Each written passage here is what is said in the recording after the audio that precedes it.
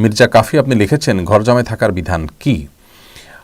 ঘর জামাই থাকার ব্যাপারে ইসলাম শরীয়তের কোনো বিধিনিষেধ নেই। অতএব কোনো শ্বশুর পক্ষ যদি সানন্দ চিত্তে জামাইকে ঘর জামাই রাখতে চান আর জামাইও যদি থাকতে চান, তাহলে সেটি একান্তই তাদের বিষয়টি জায়েজ আছে। আল্লাহ নবী শুআয়ব আলাইহিস সালামের বাসায় আল্লাহর আরেক নবী মুসা আলাইহিস সালাম তিনি 10 বছর অতিবাহিত করেছেন এবং তার শ্বশুর বাড়িতে তিনি ছিলেন।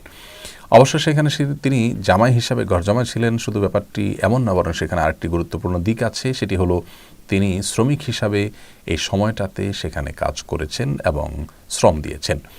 তো যাই হোক, মূল কথা হলো যে যদি এটি উভয় পক্ষের সন্তুষ্ট চিত্তে হয় তাহলে এটি জায়েজ আছে। আর যদি জামাইয়ের পক্ষ থেকে শর্ত দেওয়া হয় যে শ্বশুর বাড়িতে আমি থাকবো, শ্বশুরের ফ্ল্যাট আমাকে দিতে হবে, সে ফ্ল্যাটে উঠবো, তাহলে তো এটি যৌতুকের বিধানের মধ্যে পড়বে।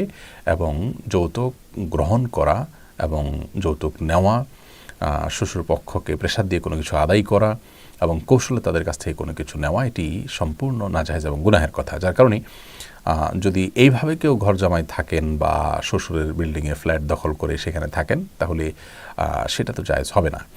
কিন্তু যেমনটি হয়ে থাকে যে অনেক শ্বশুরের দেখা যায় ছেলে নাই অথবা একটাই মেয়ে সন্তান আছে, তখন তিনি চান যে মেয়েকে এমন জায়গায় বিয়ে দিব যাতে করে ছেলে আমাদের সাথেই থাকে এবং তাতে করে মেয়েকে হারানোর যে বেদনা বা কষ্ট, সেটি থেকে আমরা রক্ষা পেতে পারি। তো এই ধরনের চিন্তা থেকে যদি শ্বশুর আয়োজন করেন বা আবদার করেন আর জামাই তাতে সম্মত থাকেন, ঘর জামাই থাকাতে কোনো অসুবিধা নেই।